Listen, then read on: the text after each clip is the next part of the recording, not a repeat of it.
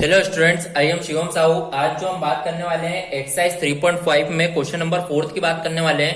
Question number 4 यहाँ पे लिखा गया है from the pair of linear equation in the following problem and find their solution by any algebraically method. देखिए, आपको बोला गया है कि यहाँ पर लीनियर इक्वेशन फॉर्म करनी है आपको इन वर्ड प्रॉब्लम को पढ़कर, देन फाइंड करना है इसका solution bye algebraic method. Okay, algebraic method मतलब यहाँ पर आपने तीन मेथड पढ़ी है, elimination method, substitution method and cross multiplication method. तो आपको वर्ड प्रॉब्लम में क्या करना होता है, लीनियर इक्वेशन फॉर्म करना होता है, फिर उसे किसी भी मेथड से आप सॉल्व कर सकते हैं। वो आप पे डिपेंड करता है कि आपको कौन सी मेथड सबसे अच्छे से आती है। ओके, तो यहाँ पर अपन फर्स्ट पार्ट सॉल्व करेंगे तो आप देखिएगा, ध्यान से समझिएगा। यहां पर आपने देखा वर्ड प्रॉब्लम में, वर्ड प्रॉब्लम का मेन कंसेप्ट ये होता है, सबसे पहले आपको देखना होता है कि वर्ड प्रॉब्लम में किन दो चीजों की बात हो रही है। जिन भी दो चीजों की बात हो रही है, फर्स्टली उसे एक्स एंड वाई मानना होता है। तो यहां पर अपन क्वेश्चन को पहले पढ़ते हैं, ध्यान से समझिएगा। A part of monthly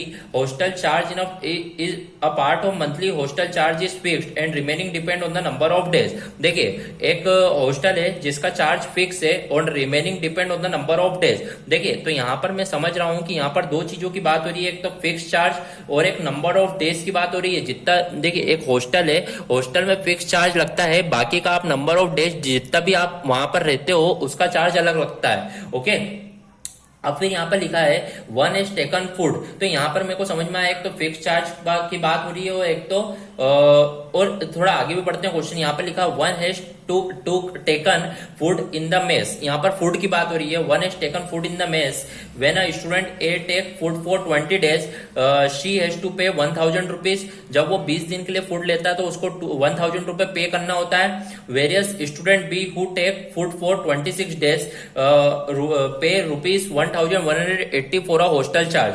find the fix charge and the cost of food per day. यहाँ पर बोला भी गया है फाइंड द फिक्स चार्ज आपको फाइंड करना है और cost of food per day. तो यहाँ पर दो चीजों की बात हुई है, तो यहाँ पर ध्यान से समझिएगा इस क्वेश्चन को किस तरीके से किया जाए। यहाँ पर मैं क्या करूंगा, सबसे पहले लेट द फिक्स चार्ज को मान लेता हूं x. Let the fixed charge को मैं यहाँ पर मान रहा हूं रुपीज एक्स। ओके, फिर यहाँ पर मैं क्या करूंगा, let the charge of food per day per day को मैं रुपीज क्या मान लेता हूं वाई, क्योंकि यहां पर मेरे को बोला ही है फिक्स चार्ज फाइंड करना और cost of food per day. तो फिक्स चार्ज को मैंने एक्स मान लिया और charge of food per day को मैंने क्या मान लिया यहाँ पर वाई। तो इस तरीके से एक्स एंड वाई मान लिया है। अब यहाँ पर वर्ड प्रॉब्लम का मेन कंसेप्ट क्या होता है, फर्स्ट सेंटेंस पढ़ के फर्स्ट इक्वेशन बनानी होती है, सेकंड सेंटेंस पढ़ के सेकंड इक्वेशन बनानी होती है। तो यहाँ पर आपको लिखा हुआ है part of monthly hostel charge is fixed and remaining depend on the number of days. Okay, one has taken food in the mess when a student a take food for 20 days she has to pay 1000 rupees. Student ए जो है वो 20 days के लिए food लेता है और कितने रुपए पे करता है, 1000। तो यहां पर आप समझिएगा 20 डे के लिए वो 1000 रुपए पे करता है, 20 डे। तो 20 डे मतलब फूड पर डे का जो चार्ज अपन ने बोला हुआ है, तो 20 डेज के लिए वो कितने रुपए पे करता है, 1000 रुपए पे करता है। ओके, पर इसके साथ उसका फिक्स चार्ज तो लगेगा ना, तो फिक्स चार्ज क्या है, एक्स। तो यहां पर आपकी जो फर्स्ट इक्वेशन होगी वो क्या होगी, x plus 20y equal to 1000। So this is our equation number 1। Concept समझ में आया। बढ़ते अपने नेक्स्ट सेंटेंस की ओर। नेक्स्ट सेंटेंस लिखा हुआ है various student B who take food for 26 days pay rupees 1180। 26 days के लिए वो कितना पे करता है, 1180। मतलब यहाँ पर 26 डेज मतलब अपन ने बोला ये चार्ज फॉर पर डे के लिए जो बोला है वो उसको वाई माने, इसलिए 26 दिन के लिए वो कितना पे करता है, 1180। और यहाँ पर भी फिक्स चार्ज लगेगा ही उसका। तो this is our equation number 2। Okay, इस तरीके से आपने क्या करा, दोनों इक्वेशन बना ली है। अब दोनों इक्वेशन को आपको जिस भी मेथड सॉल्व करना है उस मेथड से आप सॉल्व कर सकते हैं। तो यहां पर मैं आपको एलिमिनेशन मेथड से इन दोनों इक्वेशन को सॉल्व करके बताऊंगा और एक्स और वाई की वैल्यू फाइंड आउट करके बताऊंगा। ओके, तो यहां पर आप ध्यान समझिएगा। फर्स्ट इक्वेशन आप देखिए क्या लिखी हुई है, x plus 20y is equal to 1000। This is our equation number 1 and our second equation is x plus 26y is equal to 1180। Okay, so here our second equation is x plus 26y is equal to 1180। This is our equation number 2। ओके, अब यहां पर मैं इसे आपको elimination method से solve करके बता रहा हूं। ओके, कौन सी मेथड है, elimination method. Okay, elimination method का मेन कंसेप्ट क्या होता है, फर्स्ट स्टेप क्या होती है, फर्स्ट इक्वेशन का फर्स्ट नंबर नीचे मल्टीप्लाई, सेकंड इक्वेशन का फर्स्ट नंबर ऊपर मल्टीप्लाई। मल्टीप्लाई क्यों करते हैं, सेम बनाने के लिए। अब आप देखिएगा फर्स्ट इक्वेशन का फर्स्ट नंबर x, x के आगे कुछ नहीं है 1, सेकंड इक्वेशन का फर्स्ट नंबर x, x के आगे कुछ नहीं है 1, तो 1 का भी मल्टीप्लाई यदि आप फर्स्ट इक्वेशन सेकंड इक्वेशन में करोगे तो सेम एज इट इज आएगा, तो इसलिए मल्टीप्लाई करने की यहाँ पर जरूरत नहीं है। ओके, तो फिर सेकंड स्टेप क्या होती है, मल्टीप्लाई करने के बाद साइन चेंज। तो आप देखिएगा यहाँ पर प्लस है तो प्लस का माइनस, यहाँ पर भी प्लस है तो प्लस का माइनस, यहाँ पर प्लस है तो प्लस का माइनस, इस तरीके से आपने साइन चेंज कर दिया।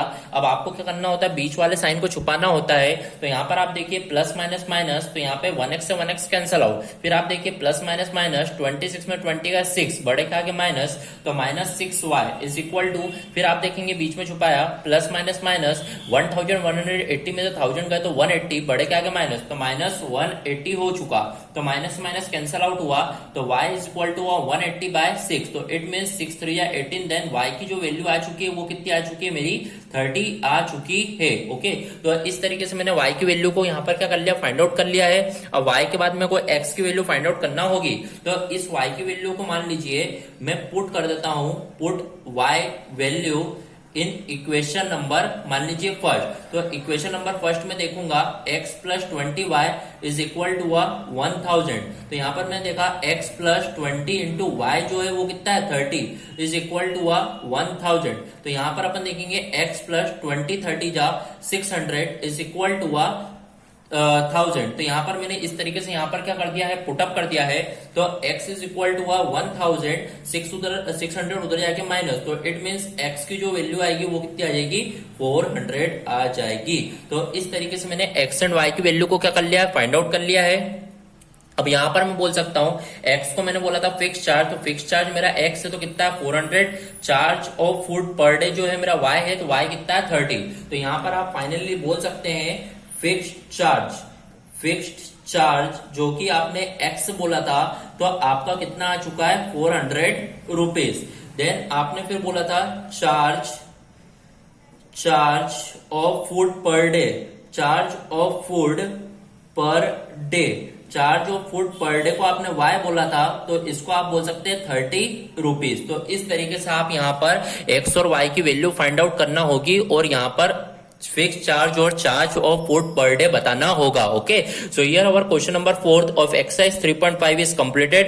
If any doubt in this question, then comment in a comment box. Okay, thank you.